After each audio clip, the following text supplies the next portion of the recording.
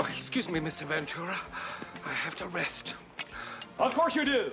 Oh, the Wachatis believe they draw their power from these caves, but they now live in fear since the vanishing of their sacred bat. Bat? What? Bat? The one we're here to find, Mr. Ventura. You didn't say anything about a bat. What's the difference? What's the difference? Have you ever seen a bat? They're hideous. Lifeless, beady eyes, clawed feet, huge, grotesque wings, even fangs. They give you rabies, you know. Yes, quite. I see your point. But are you saying that you won't take the case?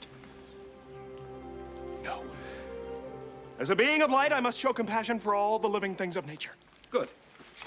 I'm not touching it, though. Who spanked you? Who?